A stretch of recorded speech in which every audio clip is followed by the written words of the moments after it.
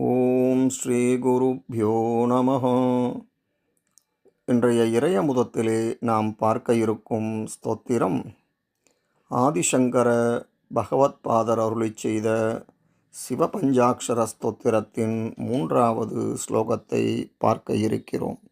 இதனை தினமும் பாராயணம் செய்வதால் அனைத்து வித கொடிய பாபங்களும் விலகும்.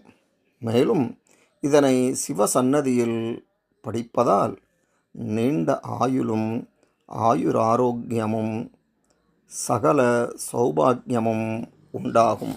வாருங்கள் இப்பொழுது அந்த ஸ்தோத்திரத்தை பார்ப்போம். சிவாய கௌரி வதனாப்ஜ பிருந்த சூர்யாய தக்ஷாத்வரநாசகாய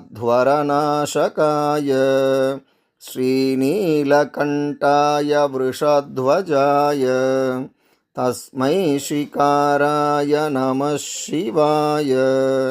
சிவாய கௌரி வதனாப்ஜ பிருந்த சூர்யாய தக்ஷாத்வரநாசகாய ஸ்ரீநீலகண்டாய விருஷத்வஜாய தஸ்மை ஸ்ரீகாராய நமः சிவாய. சிவாய கௌரி வதனாப்ஜ பிருந்த சூர்யாய தக்ஷாத்வரநாசகாய ஸ்ரீநீலகண்டாய விருஷத்வஜாய தஸ்மை ஸ்ரீகாராய நமः சிவாய.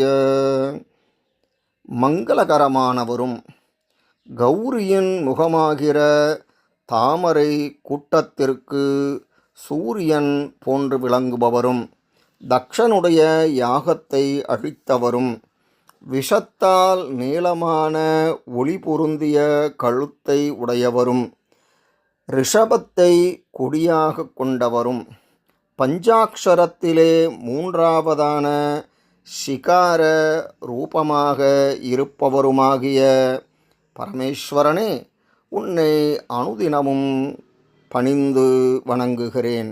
இதன் தொடர்ச்சியை அடுத்த பதிவிலே பார்ப்போம். நன்றி, வணக்கம்.